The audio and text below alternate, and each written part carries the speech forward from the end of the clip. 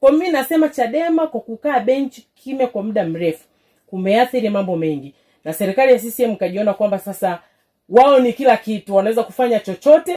Kiongozi wa chama cha demokrasia na maendeleo Chadema mkoani Katavi amesema chama hicho kilipata hasara kubwa katika kipindi ambacho shughuli zake zilikuwa zimefungiwa. Roda Kunchera akizungumza kupitia Mpanda Radio FM ameeleza kuwa hasara hizo zilihusisha uharibifu wa magari, ofisi pamoja na baadhi ya majengo ya chama, hali iliyoathiri utendaji wake kwa kiasi kikubwa.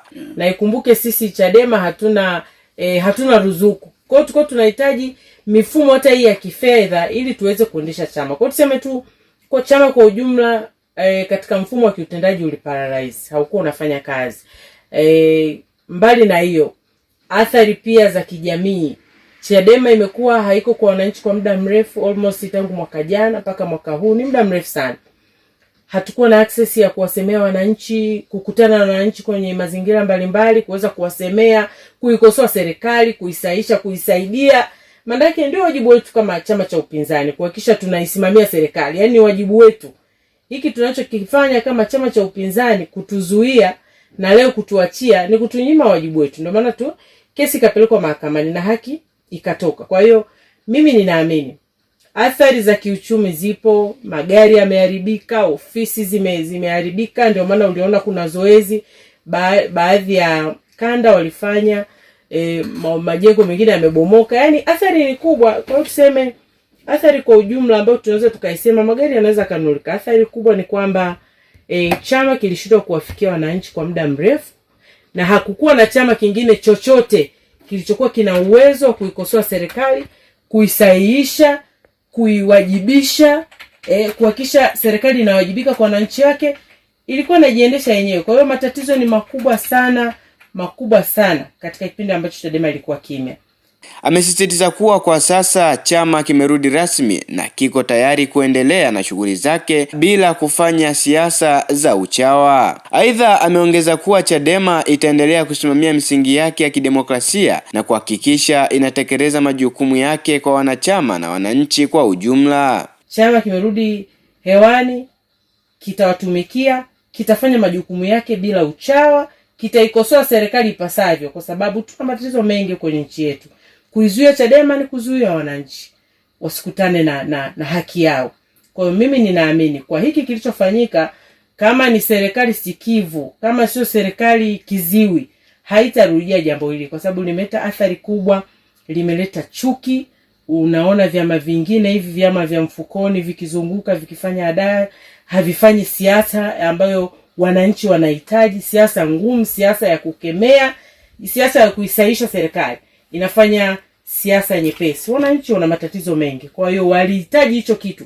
Katika kipindi cha muda mrefu Chadema haikufanya hilo. Na hata hivyo vyama vingine ambavyo vinashirikiana na serikali ya CCM imekuwa inafanya mambo mengine ambayo hayana msingi yote. Kwa hiyo wananchi wana hasira. Kwa hiyo mimi ni rai yangu tu kwa serikali.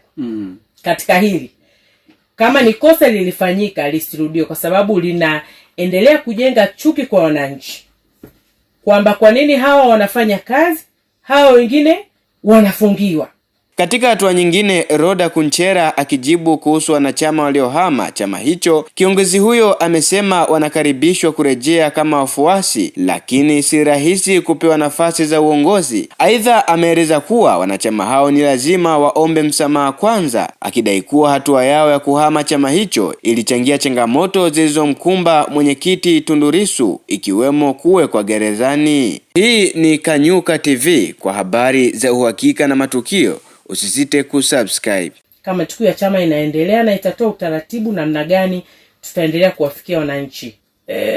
Chadema ni chama cha wananchi, na chama chochote cha siasa duniani hakiwezi kukataa wananchi wafuasi wake. Waje kama wafuasi. Na hili nilisema wazi kabisa, na siku zote nimekuwa nikilisema, waje wakiwa kama wafuasi wa Chadema.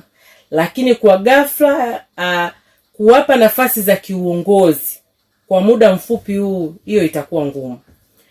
Wanahitaji waje, wajipime, wakiombe radhi chama pamoja na wanachama na viongozi kwa maumivu makubwa waliotusababishia. Na asubuhi nilikuwa naongea na mtu nikamwambia inawezekana kwa kitendo cha wao kuondoka katika harakati kubwa ile ya kutaka katiba mpya, kutaka tume huru, tuingie kwenye uchaguzi ambao una haki, kila mtu angeshinda kwa mbio zake, inawezekana leo tungekuwa na tume ya uchaguzi, tungekuwa na tume huru ya uchaguzi, tungeshinda majimbo, tungeshinda urais. Na inawezekana mwenyekiti wetu Lissu asingekuwa ndani. No reforms no election ndio imempeleka kule ndani. Kwa unaweza ukaelewa maamuzi yao ya kutaka nafasi za haraka yamesababisha leo mwenyekiti wetu yuko ndani. Almost mwaka mzima yuko kule ndani anateseka. Kwa hiyo lazima wajipime. Hatuwakatazi kuja, lakini